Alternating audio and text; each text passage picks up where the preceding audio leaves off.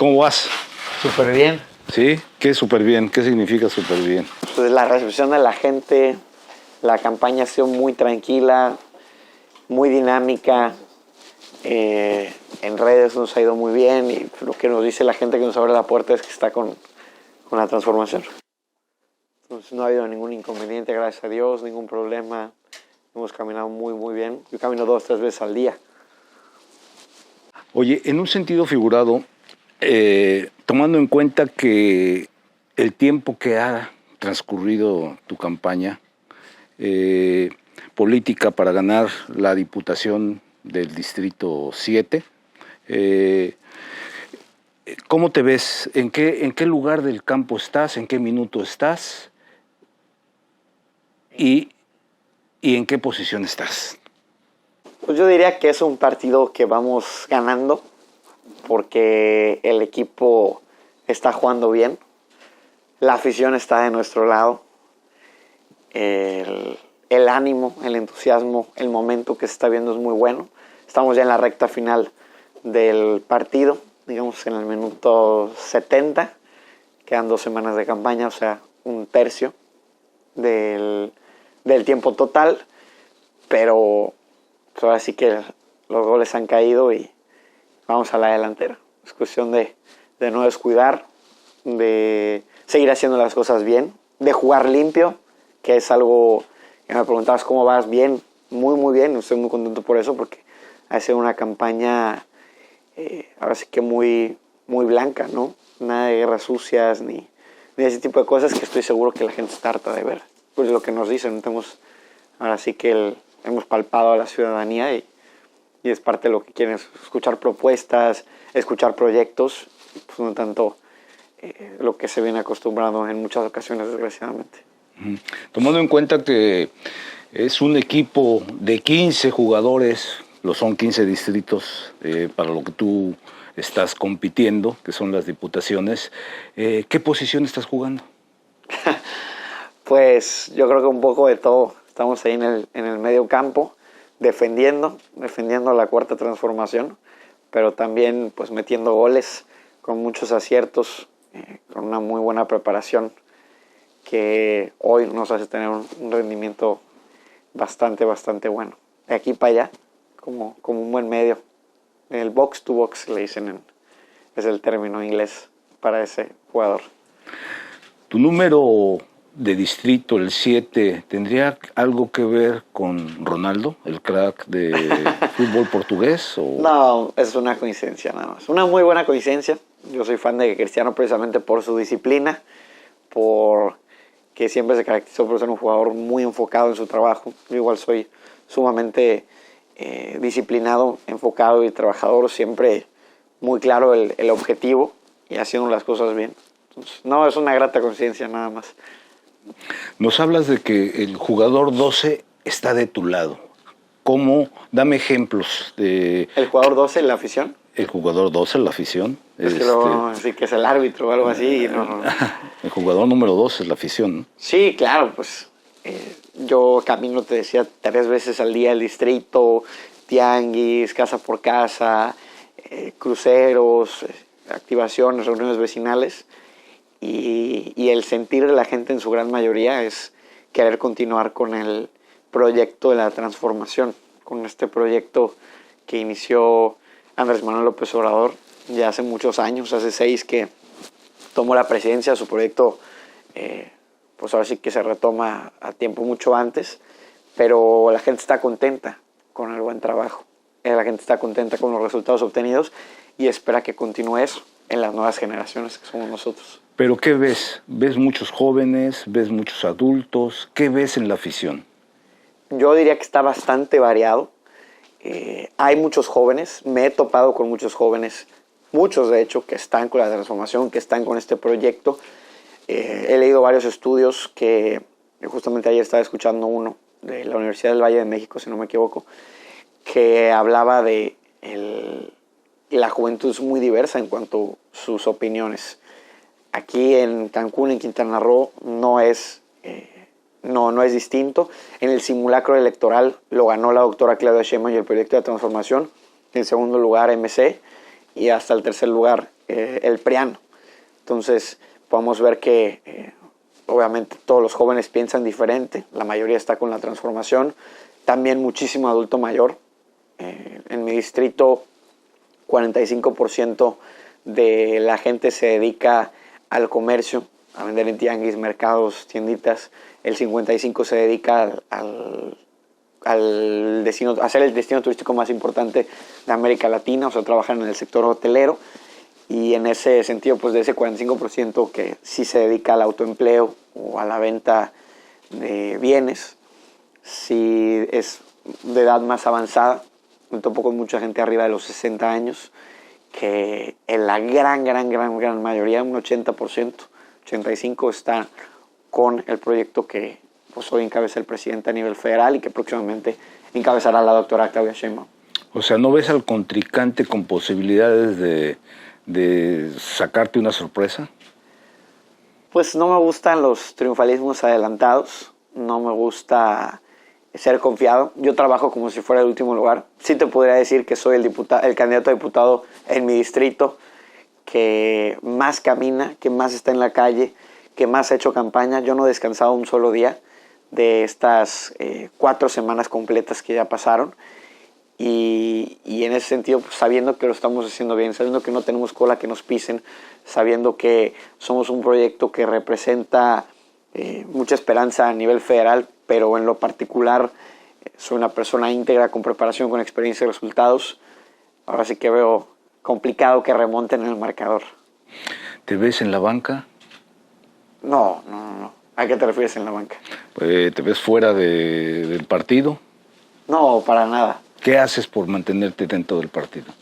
Pues lo que la gente espera de sus representantes: escuchar, caminar, proponer. Lo que más me piden, justamente, lejos de las diferentes problemáticas que vive el Distrito 7 y todo Cancún, ¿no? Temas muy, pues a veces que peticiones muy comunes, el tema de la seguridad, el tema del agua, el tema de ciertos servicios públicos. La constante que nos piden a nosotros los candidatos a diputados es que estemos presentes. Ya no engañan a la gente como antes hacían, que decían que el diputado les iba a construir un hospital o que les iba a construir el parque. Eso no es facultad de un diputado. Pero lo que esperan de nosotros es que no nos vean nada más ahorita que estamos en campaña, sino regresar. ¿Para qué? Para escuchar, para gestionar, para reportar los avances. La gente sabe que no tenemos nosotros una secretaría de obras o de servicios públicos, pero que sí tenemos esa voz y esa autoridad para ir a gestionar todos estos recursos que nos pide la ciudadanía. Entonces yo no voy a estar en la banca, porque siempre voy a estar en la calle construyendo mis propuestas en el territorio. Se pulen en el escritorio, pero la base tiene que ser social. ¿Apuestas a los pronósticos tú? ¿Te gusta hacer pronósticos de partidos, de juegos? Yo no apuesto absolutamente nada, no me gusta, se me hace un vicio que trae muchas consecuencias negativas, pero... no haces quinielas, no participas en quinielas. Nada, ni parlays, ni todo, me mantengo alejado de cualquier tipo de casino o cosas por el estilo. Pero sí hago mis pronósticos mentales, por así decirlo. Sí, a eso voy a enfocar la pregunta. Sí analizo los panoramas y pienso, esta es la posibilidad más grande. ¿Con qué marcador te ves al final? Yo creo que un 3-1. 3-1. 3-1. Ok. En tu opinión, ¿qué paralelismo puedes trazar entre la estrategia utilizada en la gestión de un equipo deportivo y la gestión de un gobierno, porque tú ya fuiste parte de un gobierno, y precisamente de la Comisión de la Juventud y el Deporte en el Estado? Pues de entrada, administrar eficiente y eficazmente los recursos. Yo soy administrador de profesión y contador. Creo muchísimo en estos dos conceptos, que es aprovechar los recursos escasos, todos los recursos son escasos, para tener el resultado óptimo.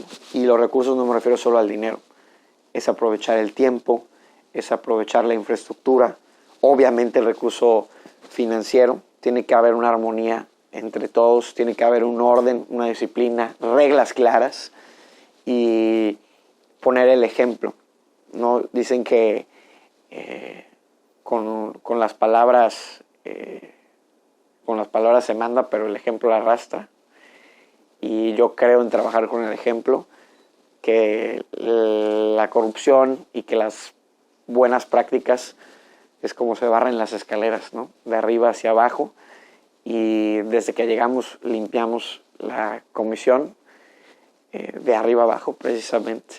Y ese resultado permea. Si lo vemos como un equipo, pues la directiva, los dueños, el director técnico tienen que esforzarse día a día, como lo va a hacer el utilero o el aguador, y por supuesto los jugadores. Es un engranaje muy complejo en el que si falla alguna pieza probablemente va a afectar pues otras piezas fundamentales dentro del equipo. Todo tiene que estar bien aceitado, todo tiene que correr y siempre prepararse, seguirse preparando.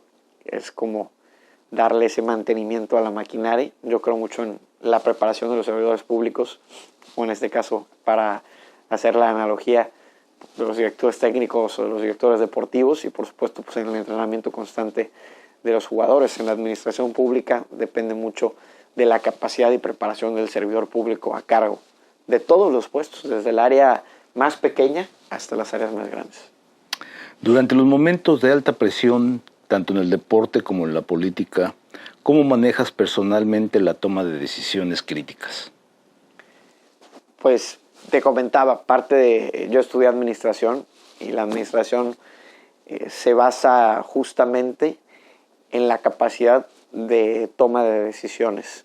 Con la poca o mucha información que se tenga, es hacer un análisis, y la presión, pues realmente siempre hay presión, tanto en el deporte como en el servicio público. En el deporte tienes esa presión de ganar el partido, ganar el campeonato, siempre vas a tener una presión encima. En el servicio público es todavía mayor, porque la presión que tienes encima no viene de una afición, viene de una población, por ejemplo, en mi caso en la Comisión de Deporte, de todo el gremio deportivo del Estado, de hacer las cosas bien para que también se contribuya a sus resultados. Entonces, creo que es manejarla con mucha cabeza fría, con mucha seriedad y con mucho escrutinio. No tomar decisiones a la ligera, y que la presión y el estrés no sea un factor que arruine pues esa capacidad que ya has demostrado. Yo creo mucho en el trabajo bien pensado, en el trabajo metódico. Creo también en la planeación. Yo tenía una regla en todo, hasta en la campaña así. No se puede planear todo, y eso es una realidad, en ningún ámbito. En el deporte menos, que de un lado a otro se te lesionan, te expulsan a alguien, hay cosas que no puedes planear. Pero si tú logras planear el 80%, ese 20% que queda restante sin planear, lo vas a poder controlar. Más del 20% no planeado es casi imposible. Entonces, así nos conocíamos. Y así me conduzco en todo lo que hago. Trato de planear el 80%, si se puede más, pues mejor. Pero siempre está ese margen implaneable, pero que sí es controlable.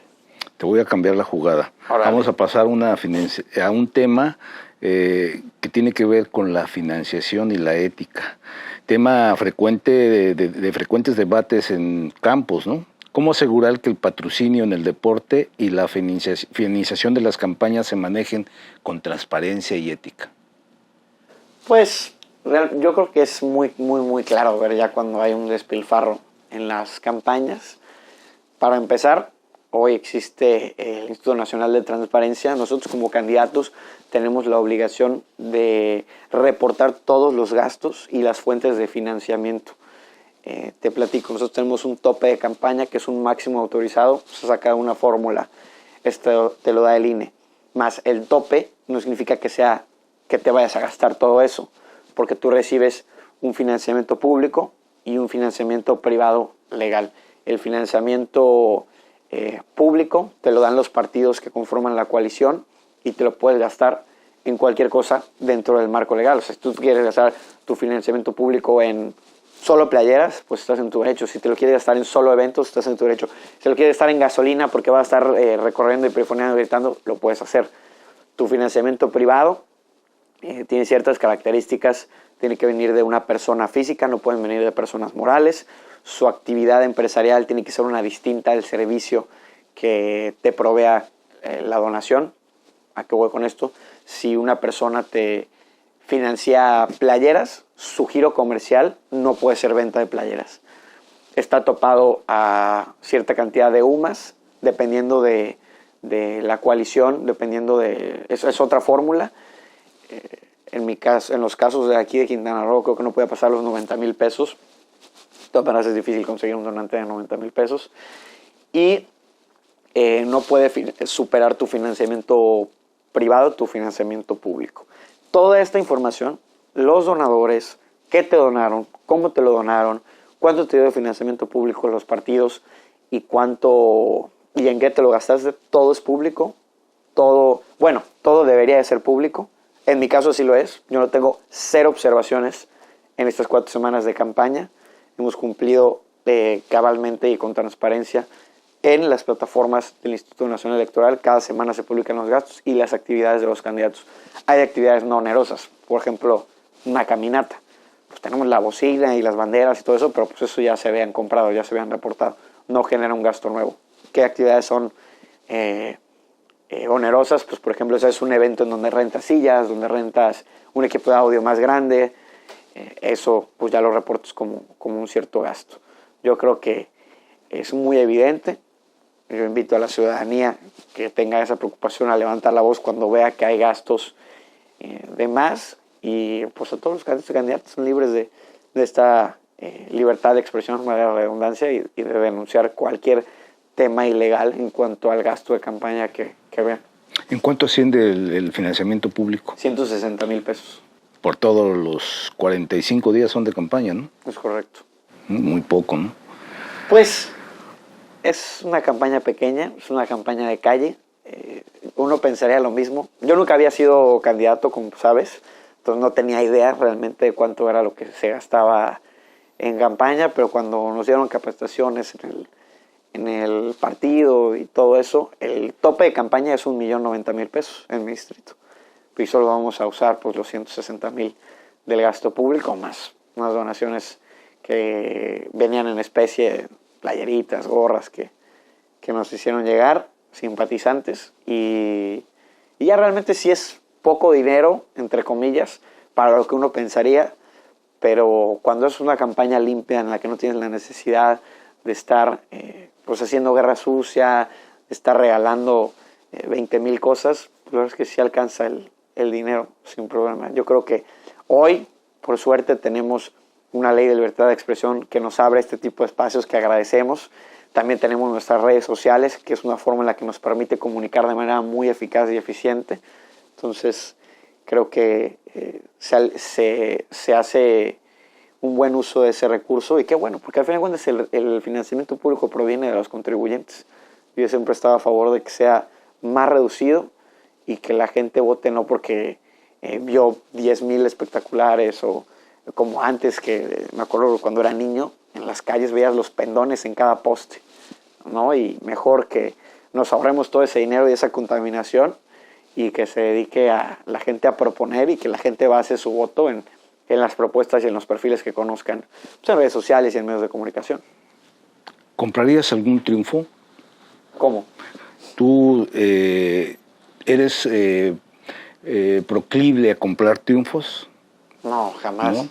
¿Qué te hace blindarte de no comprar? ¿Ética, principios, valores? ¿Qué te hace? Todas esas 3 que dijiste. Soy una persona muy competitiva, y el que me conoce lo sabe, pero me gusta hacer las cosas bien. Muy, muy, muy bien hechas. En el deporte pasaba mucho. Nosotros tuvimos, y te lo platico que eso nunca lo he contado en cámaras, tuvimos ofrecimientos de deportistas para becarlos aquí en Quintana Roo, a cambio de obviamente una lana, y que representaran a Quintana Roo en Juegos Nacionales para subir en el medallero. Y les dije, no, ¿cómo se les ocurre? Cuando me lo plantearon yo me indigné. Les dije, ¿cómo se les ocurre? No, además, evidentemente no es quintanarroense, ¿no? Tal fulanito. Pues no, pero es que eso lo hicieron en la administración antes de ti. Y así crecieron muchísimo. Y les dije, no, pero eso exacto fue en otra administración. Eso me indigna mucho. Soy una persona de valores, una persona honesta, trabajadora. He triunfado en muchos aspectos en la vida sin la necesidad nunca de irme por la mala. Yo triunfé en la escuela, gracias a Dios, a mis padres. Tuve una beca toda mi prepa, toda mi universidad, una beca muy competida.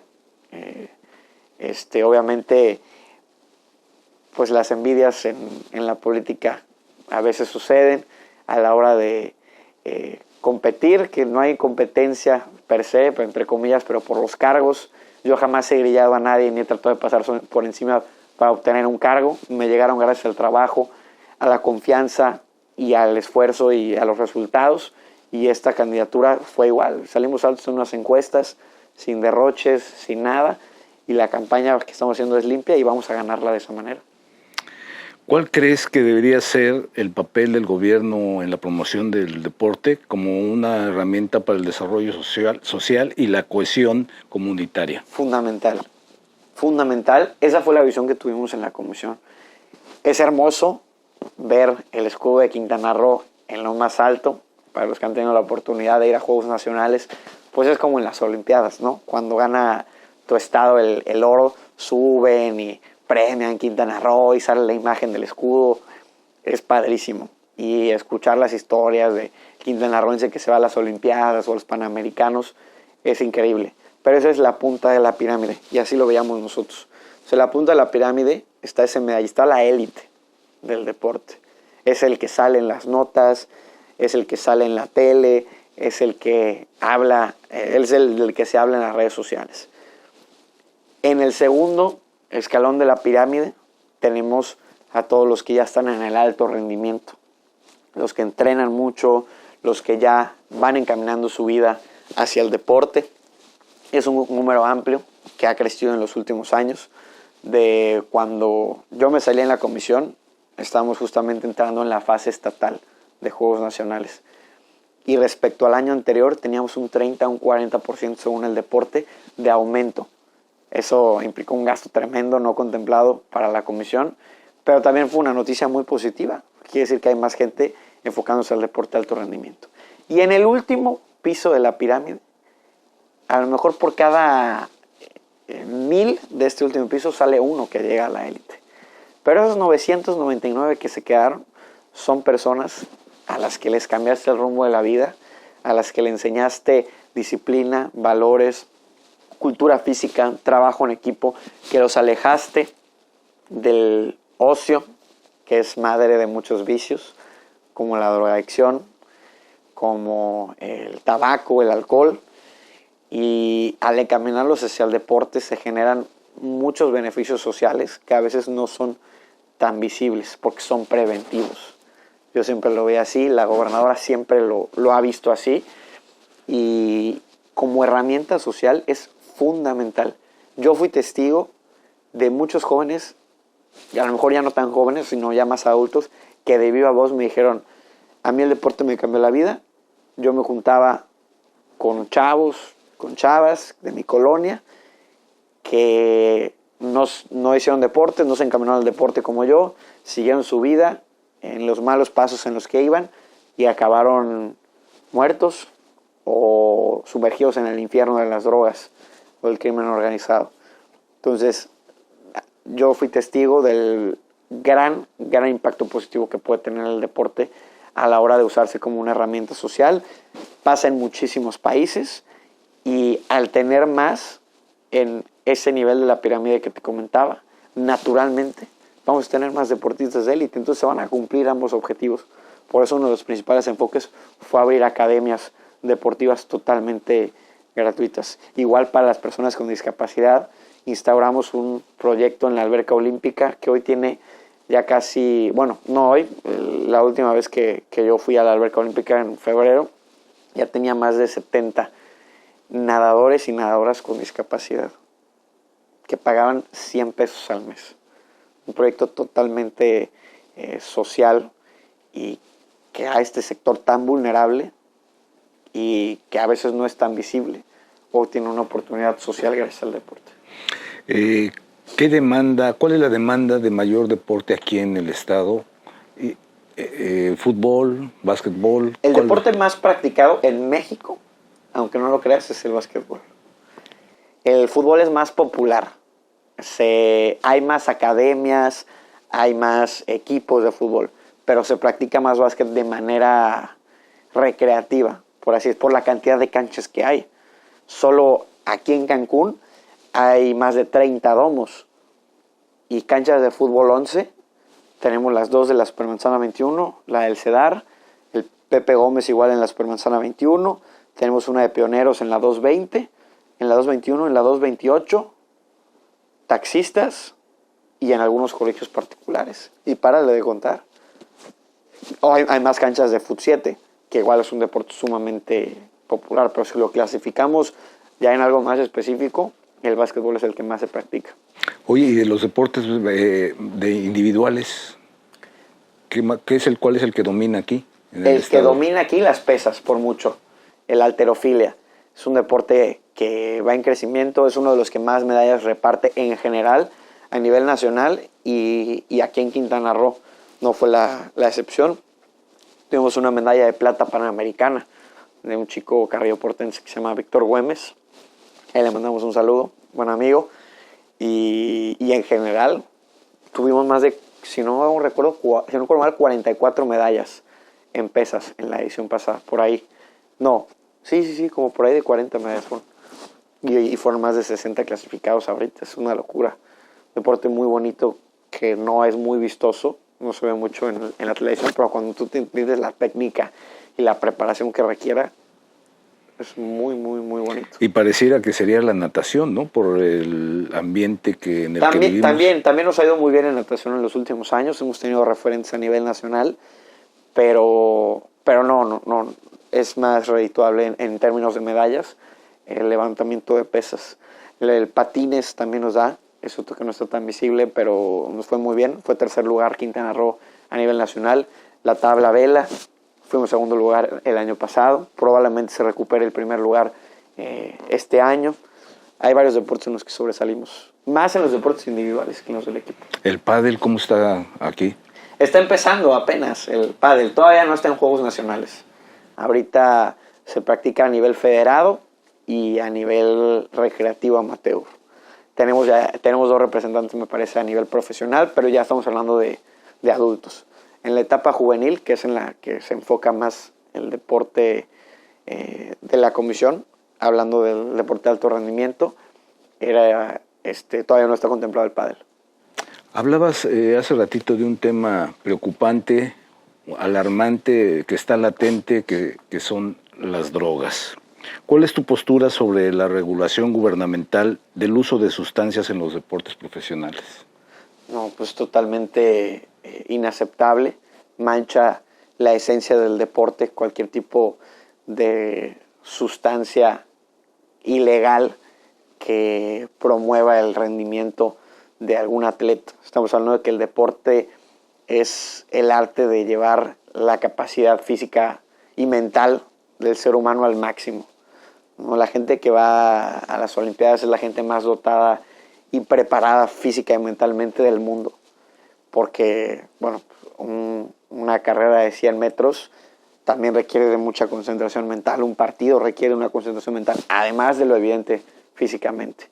Y obviamente el tener sustancias que pues alteren todas estas condiciones y que pongan en desventaja a alguien que no las usa, pues es totalmente inaceptable. Además de que evidentemente, lejos de ser un beneficio para su salud, es un daño, no como cualquier droga. ¿De llegar al Congreso, impulsarías leyes que regulen todo esto?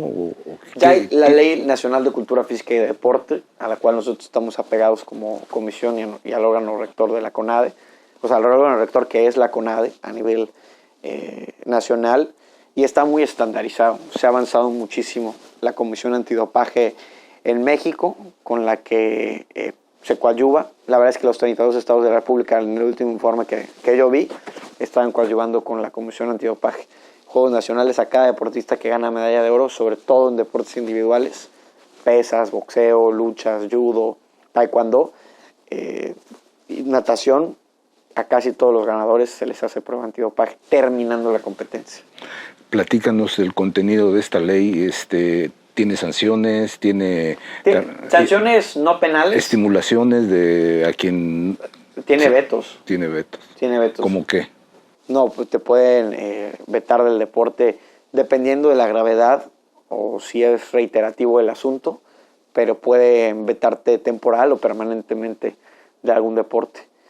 Hemos tenido casos que vetan 1 o 2 años, otros cuando ya es algo recurrente, pues se les veta ya de por vida del deporte amateur. En el deporte profesional, por ejemplo, hay cosas que sí están más permitidas que en el deporte amateur. El tema de anabólicos, sí, que es muy controversial. Durante tu administración en la COJUDEC, ¿fueron recurrentes este tipo de casos? No, gracias a Dios. De hecho, no nos tocó ninguno. Con los atletas internos ni externos en las competencias, jamás de los seleccionados, nunca tuvimos uno.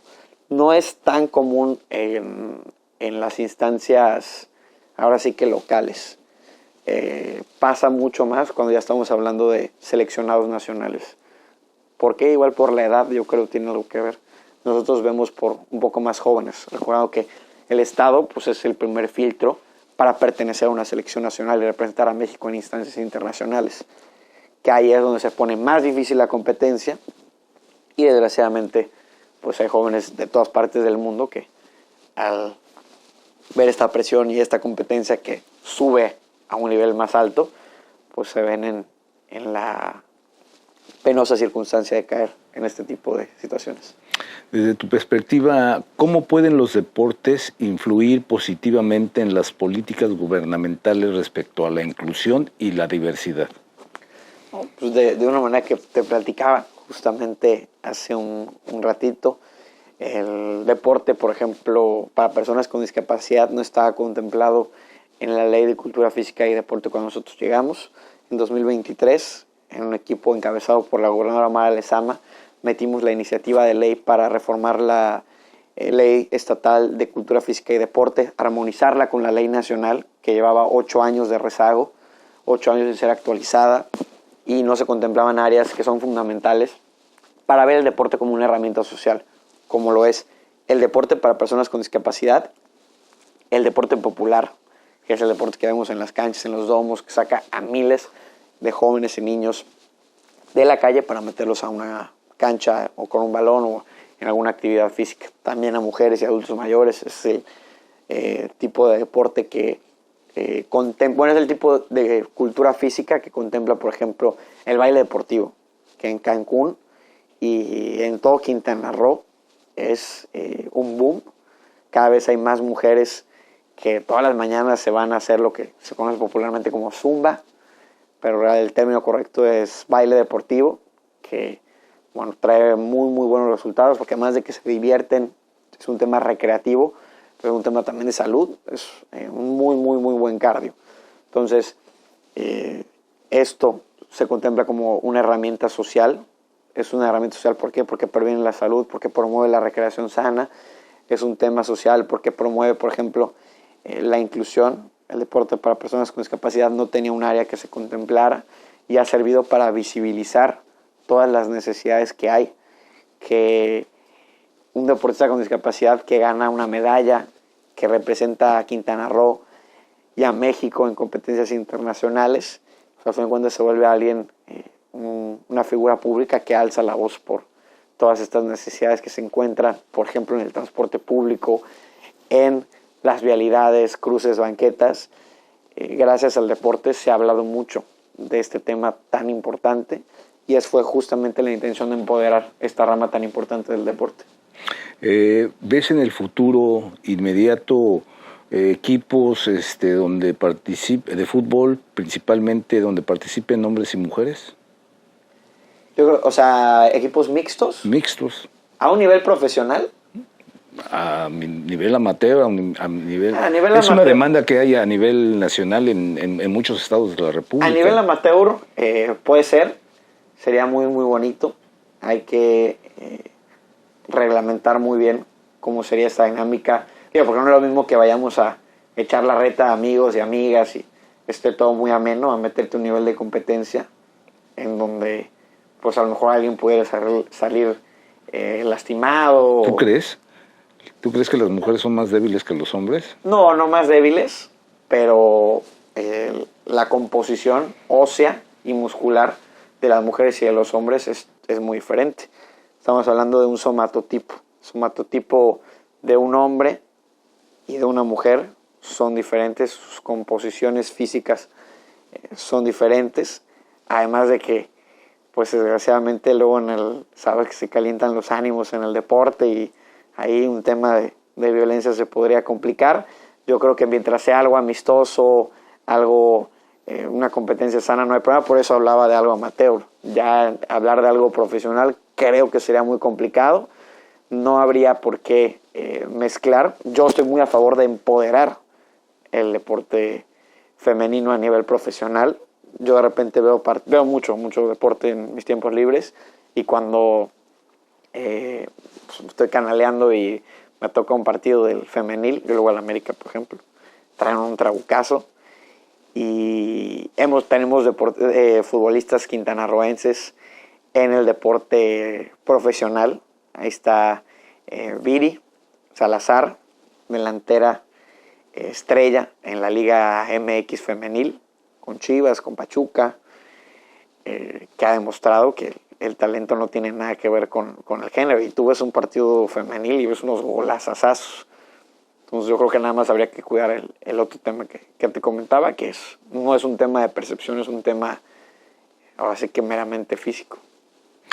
De llegar a la Diputación, ¿qué propuestas tienes para que las políticas deportivas contribuyan a los objetivos estatales en salud y bienestar?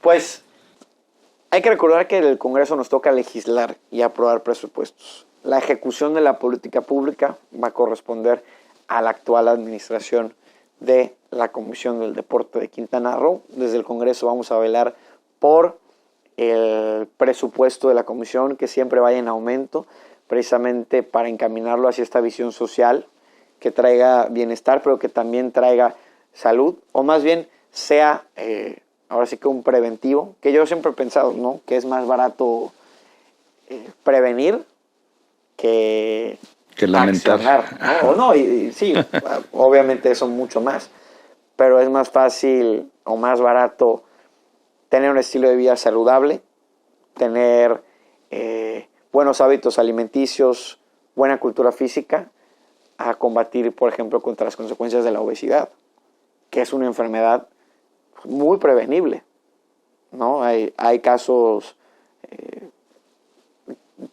particulares que vienen más con algo genético, pero en la gran mayoría de los casos, si tenemos un estilo de vida saludable, podemos prevenir este tipo de enfermedades y lo que deriva de la obesidad, ¿no? A lo mejor la diabetes, la hipertensión, que tanto mal nos causó durante la pandemia, teniendo una población físicamente activa. Entonces, nos toca ser muy vigilantes de que sigan cumpliendo los objetivos de la Comisión, velar por sus presupuestos, que se contemplen a lo mejor dentro de las leyes de salud pública más incentivos para el deporte y la cultura física, que yo insisto en estos términos porque son diferentes. El deporte habla de lo competitivo y la cultura física habla de la activación y del ejercicio. Entonces sí hay que separar ambas, porque no todo, sí todo el deporte es cultura física, pero no toda la cultura física es deporte. Entonces hay que saber separar esos términos, ser muy claros, ser precisos. Y lo otro, toca ser muy vigilante en la ley de cultura física y deporte. Falta el reglamento a la ley, que es facultad del Ejecutivo. Sin embargo, también pasa por nosotros y con la experiencia, mucha o poca que podamos sumar, ahí vamos a estar, porque a través del reglamento se pueden garantizar que continúe la política pública actual y que programas que actualmente existen, como las becas deportivas, que ha sido un referente a nivel nacional, un programa que nosotros instalamos por primera vez en Quintana Roo, una convocatoria abierta, transparente, en donde es muy clara las reglas. Los deportistas no compiten entre sí por sus becas, compiten contra uno mismo. El presupuesto está garantizado para estas becas, pero también el proceso de selección y los resultados son totalmente abiertos, transparentes y auditables.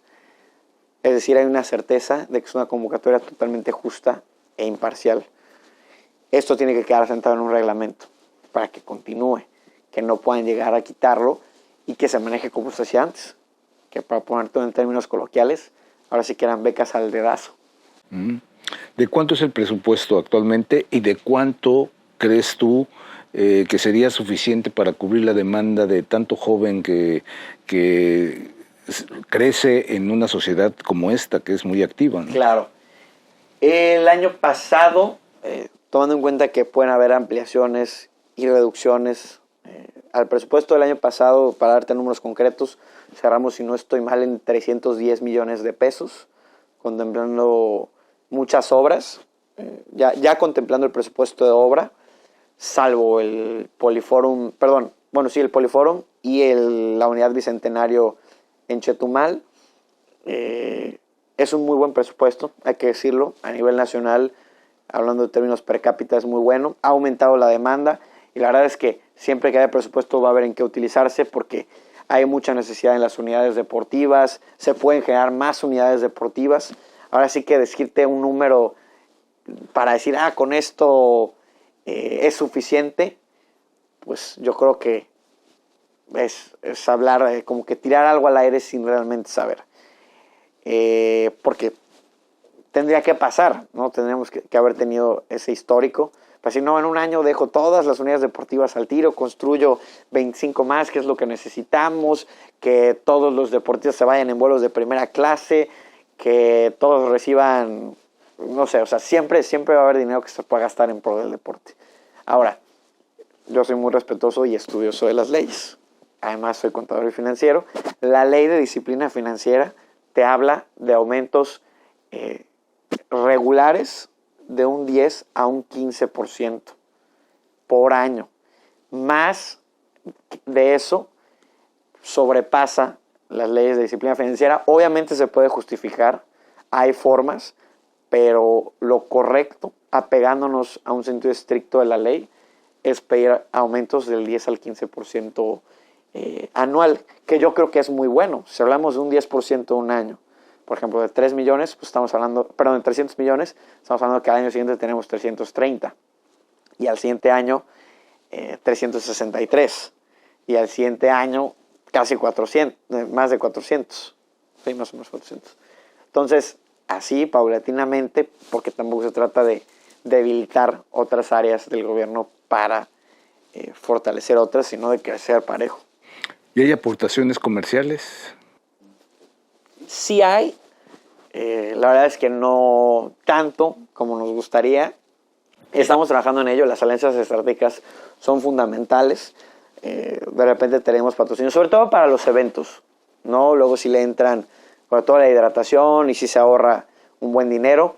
Lo más importante en ese sentido que tuvimos fue el programa EFI Deporte, un programa que lleva 7 años de existir. Quintana Roo nunca había sido beneficiario de esta política pública a nivel federal, en la que básicamente el Estado gestiona créditos fiscales para los aportantes, es decir, empresas que aporten dinero a un proyecto deportivo dedicado al alto rendimiento. ¿Por qué? Así lo establece el programa. Estímulo fiscal de incentivo al deporte de alto rendimiento, EFI Deporte. Y el SAT emite una carta de crédito fiscal hacia las empresas que aporten dinero. Obviamente hay reglamentaciones muy complejas, hay ciertos criterios que tienen que tener las empresas, te tienen que aprobar la viabilidad técnica y deportiva del proyecto, eso te lo aprueba la CONADE, la parte fiscal te la aprueba el SAT y la Secretaría de Hacienda, los empresarios aportan el dinero, se construye la obra y reciben este crédito fiscal. Quintana Roo nunca había sido acreedor, el año pasado lo fue por primera vez, a finales del año pasado, finales de diciembre del año pasado de hecho, y fueron 96 millones los que se aprobaron para este proyecto que pues a nosotros ganó el Estado, no nos costó ni un peso. ¿Puedes darnos algunos ejemplos de cómo el deporte puede servir como una herramienta de diplomacia en las experiencias políticas? Pues el deporte, aunque no creas, es un gremio sumamente político, el ejemplo de diplomacia que se vive al día a día, pues va desde el consenso a la hora de crear las políticas públicas que desarrollamos nosotros. Yo creo en eso siempre, no solo en el deporte, en todo hay que haber consensos. A lo mejor no pueden ser consensos totales, porque que todos se pongan de acuerdo en una cosa es prácticamente imposible. Por eso no hay un equipo al que vayamos todos, ni alguien a un deportista al que todos idolatremos, ¿no? Cada quien tiene sus aficiones, pero se trata de construir con la mayoría. Se trata de construir desde el diálogo, las convocatorias para los Juegos Estatales, la convocatoria de becas se construyó con los municipios, con el gobierno federal, con asesores técnicos, con exdeportistas, con exentrenadores, deportistas y entrenadores actuales. El diálogo es fundamental para ahora de, por ejemplo, hacer ligas, de construir los selectivos estatales, que antes igual se hacían al dedazo y hoy fue un tema muy, muy, muy técnico cuando nosotros llegamos y fue de mucho diálogo, de sentarnos con los papás, explicarles que esto era por el bien de los niños, por el bien del deporte en Quintana Roo, por un tema de transparencia e imparcialidad. Creo que el deporte te deja muchas herramientas para la vida cotidiana en general, tanto para los deportistas como para los entrenadores, como para los padres de familia y por supuesto para los que tuvimos algún tipo de cargo relacionado. Te enseña a tener mucha paciencia, vas a tocar siempre fibras sensibles cuando trates de combatir pues ciertas prácticas que por convicción no estaban bien. No está bien que espacios deportivos públicos se vuelvan negocios particulares. Hay que tener mucha diplomacia, mucha mano firme para luchar contra ese tipo de prácticas que se venían manejando. El tema de los selectivos, insisto, mucha gente que está acostumbrada a pagar por sus lugares, o bueno, más bien padres que estaban dispuestos a pagar por los lugares de sus hijos en los selectivos cuando es algo de esfuerzo, mérito y talento, no un tema de dinero. Eso te da mucha mano izquierda, mucha firmeza y mucha diplomacia para tratar con ese tipo de intereses. Veo que portas algunas pulseras por ahí. Sí. ¿Crees en los amuletos? Pues no soy muy supersticioso, pero todas fueron regalos. Entonces yo sí creo pues en el cariño y en las buenas voluntades. Me lo regalaron un niño que se llama Iker. Me lo regalaron parte de mi equipo. Estas dos me la regalaron dos amigas, que todas son para la protección y las buenas vibras. No soy mucho de meterme en eso, si te soy honesto, pero pues como son regalos, son bien recibidos y fueron con mucho cariño y yo las llevo con mucho cariño y más si creen como que nos va a proteger. Ahora sí, ya me lo habían preguntado y le digo, pues como uno puede no ser muy religioso, cualquiera, ¿no? Pero si llega tu mamá o tu abuelita y te da la bendición, la vas a recibir, ¿no? Y bien contento. Y vas a esperar que te proteja esa bendición.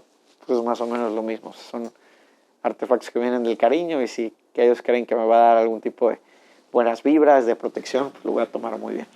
¿A quién se encomienda Eric Arcila cuando tiene una competencia dura como la que está ahorita? Pues, ¿a quién me encomiendo? Sí, a Dios, al buen trabajo, Yo tengo una regla de oro, que es la que me enseñó mi papá, que es no le hagas a otros lo que no te gusta que te hagan a ti. Trato de vivir con eso y de pensar que va a ser recíproco siempre.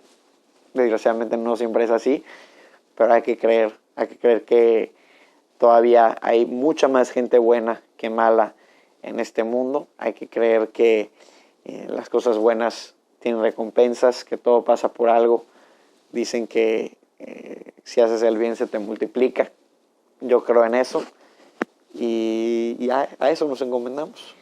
Pues hemos llegado al minuto 90 de este partido entrevista y no me quiero despedir de ti sin antes preguntarte tu visión hacia el futuro. ¿Cómo miras hacia el futuro? ¿Qué cambios consideras necesarios para fortalecer la relación entre el deporte y la política en beneficio de la sociedad? Yo creo que hay que impulsar el deporte desde más temprana edad, generar conciencia, un ambiente de cultura física, tratar de promover más el deporte en las escuelas, que es algo con lo que he tratado de luchar ya desde hace un par de años y voy a seguir tratando de impulsarlo en el Congreso. Vincular el deporte con la educación es fundamental, es lo que ha dado resultados. Yo he tenido la oportunidad de estudiar mucho y me encanta. Casos de éxito como lo es Estados Unidos, China en la cuestión deportiva, Canadá, es 100% lo que está vinculado a su educación primaria, secundaria, preparatoria. Todos los días tienen clases de educación física. La universidad, la gran aspiración de un deportista en Estados Unidos en su mayoría, obviamente además de ser profesional, es tener una beca universitaria. Hay que vincular nuestro sistema de educación más al tema deportivo. Si me preguntas así cuál es mi sueño, cuál sería mi visión, ese yo creo que sería llegar al resultado óptimo, que se vería en unos años reflejado, que retomo la pirámide. Si se implementara eso, la base aumentaría considerablemente y por ende la punta de la pirámide igual, y estaremos hablando de muchas más medallas de oro en olímpicos, en panamericanos, en mundiales. Yo creo que ese sería pues así que mi sueño y mi visión y algo por lo que 100% estaríamos luchando. ¿Algo que quisieras decirle a los electores del Distrito 7? Claro que sí, este 2 de junio hay dos opciones: regresar a esos gobiernos, a esos diputados que llegaban a sentarse al curul, a cobrar y jamás regresar al territorio, jamás construir con la gente ni ser un buen enlace. Pero hoy tenemos la oportunidad de, en el Distrito 7, tener a un representante con experiencia, con resultados, con juventud y con muchas ganas de servir, como lo llevo haciendo los últimos 6 años, con un compromiso muy grande de regresar al territorio, estar muy en contacto con la gente de todo el distrito, todo Cancún y todo Quintana Roo, trabajar siempre a favor de ellas y ellos y de continuar con el legado de la transformación.